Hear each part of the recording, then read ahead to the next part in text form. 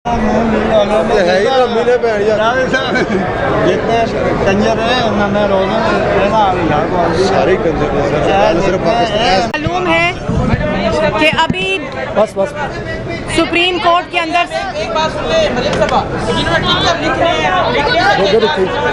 कैलदास किथे गया कैलदास खड़े ने बिस्मिल्लाहिर्रहमानिर्रहीम। जैसा कि आपको मालूम है कि इस वक्त समाअत जारी है, लेकिन मैं एक इत्तला ज़रूर पाकिस्तान की आवाम को देना चाहती हूँ और मुबारकबाद देना चाहती हूँ कि इमरान खान साहब जो कि आइन शिकन हैं, जिन्होंने आइन पर 3 अप्रैल को हमला किया, उनका अपना अटॉर्नी जनरल डिप्टी स्पीकर की रूलिंग का दिफा करने से इनकार करके अदालत से चले गए हैं। और ये इस बात का सबूत है कि हुकूमत के अपने अटॉर्नी जनरल इमरान खान का इस आइन के ऊपर हमला, आइन शिकनी, आइन को तोड़ना और डिप्टी स्पीकर की रूलिंग आइन के मुखालिफ थी, आइन के बरक्स थी। और इसी वजह से आज अटॉर्नी जनरल, जिन्होंने इस रूलिंग की, हुकूमत की और इमरान खान की असेंबली को डिसॉल्व करने की रूलिंग को दिफा करना था, वो आज सुप्रीम कोर्ट के अंदर से इस रूलिंग को जज हजरात के सामने, बेंच के सामने ये कहकर कि मैं डिप्टी स्पीकर की रूलिंग को दिफा नहीं कर सकता, अदालत से चले गए हैं। वो तमाम कराए के तर्जुमान, वो तमाम जो कराए के तर्जुमान यहाँ दिन रात बैठे इस रूलिंग को डिफेंड कर रहे थे, इमरान खान जो इस रूलिंग को डिफेंड कर रहे थे, उनके मुंह पर आज उनके अपने अटॉर्नी जनरल के बयान ने तमाचा मारा है।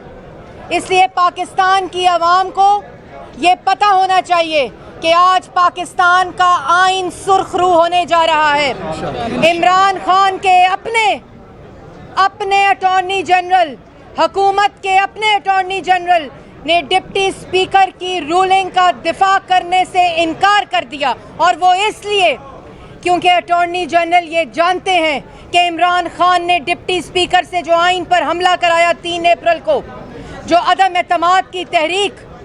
को मुस्तरद कराई वो रूलिंग देकर, वो गैर आइनी, गैर कानूनी थी, वो आइन के बरक्स थी। और कोई आइन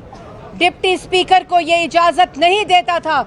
जिस वक़्त मोशन वोटिंग के लिए पेश हुआ था, जिस वक़्त मोशन पार्लियामेंट के अंदर वोटिंग के लिए ले हुआ था, और जिस दिन ये वोटिंग होनी थी, उस दिन डिप्टी स्पीकर ये इख्तियार नहीं रखता था कि वो ये रूलिंग देकर मुस्तरद कराए। ये बात की तायीद आज अटॉर्नी जनरल ऑफ पाकिस्तान, जो हुकूमत के अटॉर्नी जनरल हैं, जिन्होंने हुकूमती इस इक़दाम का, जो जमहूरियत के लिबास में आमराना इक़दाम था, उसको डिफेंड करना था, आज अदालत से ये कहकर चले गए हैं। तो कौम को मुबारक हो, और अल्लाह ताला के फजलो करम से इंशाअल्लाह, जैसे मैंने कहा था कि 22 करोड़ अवाम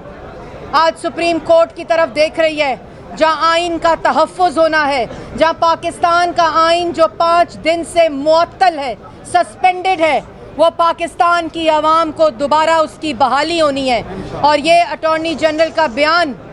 उन तमाम लोगों के मुंह पर तमाचा है जिन्होंने 3 अप्रैल को आइन के ऊपर हमला किया, और जिसकी सरबराही इमरान खान साहब ने की, और उनके अहकामात के ऊपर यह हमला हुआ। और इसके लिए इंतज़ार फरमाइएगा, आर्टिकल 6